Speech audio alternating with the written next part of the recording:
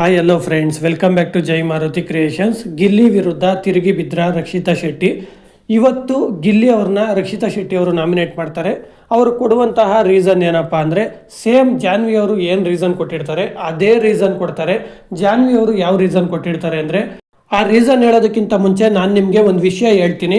ಯಾವ ವಿಷಯಕ್ಕೆ ಸಂಬಂಧಪಟ್ಟಂಗೆ ಜಾನ್ವಿ ಅವರು ಮತ್ತು ರಕ್ಷಿತಾ ಶೆಟ್ಟಿ ಅವರು ಗಿಲ್ಲಿ ಅವ್ರನ್ನ ನಾಮಿನೇಟ್ ಮಾಡಿದ್ದಾರೆ, ಆ ವಿಷಯ ನಡೆದಂತಹ ಸಂದರ್ಭವನ್ನು ಯಾವುದೇ ಎಪಿಸೋಡಲ್ಲೂ ಕೂಡ ಟೆಲಿಕಾಸ್ಟ್ ಮಾಡಿಲ್ಲ. ಹಾಗಾಗಿ ಆ ವಿಷಯಕ್ಕೆ ಸಂಬಂಧಪಟ್ಟಂಗೆ ನಮಗೇನು ಗೊತ್ತೇ ಇಲ್ಲ.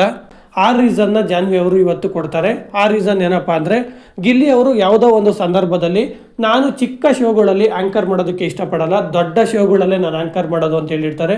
ಅದು ತಮಾಷೆಗೆ ಹೇಳಿದ್ರೋ ಸೀರಿಯಸ್ ಆಗಿ ಹೇಳಿದ್ರೋ ಗೊತ್ತಿಲ್ಲ. ಆ ಮೂಮೆಂಟಲ್ಲಿ ಅವ್ರ ಜೊತೆ ಯಾರ್ಯಾರು ಇದ್ರು ಅಂತಲೂ ಗೊತ್ತಿಲ್ಲ, ಯಾಕಂದರೆ ಟೆಲಿಕಾಸ್ಟ್ ಮಾಡಿಲ್ಲ.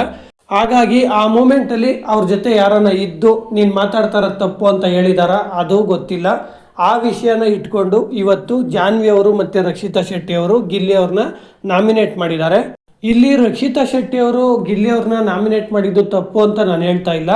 ಅಕಸ್ಮಾತ್ ಗಿಲ್ಲಿ ಅವರು ಆ ಮಾತಾಡಿದಾಗ ಆ ಜಾಗದಲ್ಲಿ ಆ ಸಂದರ್ಭದಲ್ಲಿ ಗಿಲ್ಲಿ ಅವರ ಜೊತೆ ರಕ್ಷಿತಾ ಶೆಟ್ಟಿ ಅವರು ಇದ್ದರೆ ಇವತ್ತು ಅವ್ರು ಕೊಟ್ಟಿರುವ ರೀಸನ್ನು ಸರಿ ಇದೆ ಅಂತ.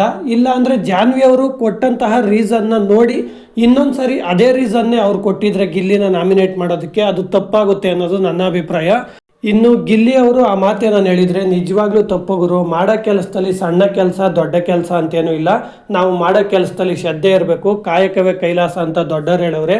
ಗಿಲ್ಲಿ ಅವರು ತಮಾಷೆಗೆ ಹೇಳಿದ್ರು ಸೀರಿಯಸ್ ಆಗಿ ಹೇಳಿದ್ರು ಆ ಮಾತಾಡಿದರೆ ನಿಜವಾಗ್ಲೂ ತಪ್ಪು ಅನ್ನೋದು ನನ್ನ ಅನಿಸಿಕೆ. ಫ್ರೆಂಡ್ಸ್, ನಿಮ್ಮ ಪ್ರಕಾರ ಗಿಲ್ಲಿ ಅವರು ಆ ಮಾತು ಹೇಳಿದರೆ ನಿಮ್ಮ ಅನಿಸಿಕೆ ಏನು ಅಂತ ನಿಮ್ಮ ಅಭಿಪ್ರಾಯನ ಕಮೆಂಟ್ ಬಾಕ್ಸ್ನಲ್ಲಿ ತಿಳಿಸಿ. ಈ ವಿಡಿಯೋಗೆ ಒಂದು ಲೈಕ್ ಕೊಟ್ಟು ನಮ್ಮ ಚಾನಲನ್ನು ಸಬ್ಸ್ಕ್ರೈಬ್ ಆಗಿ ಸಪೋರ್ಟ್ ಮಾಡಿ.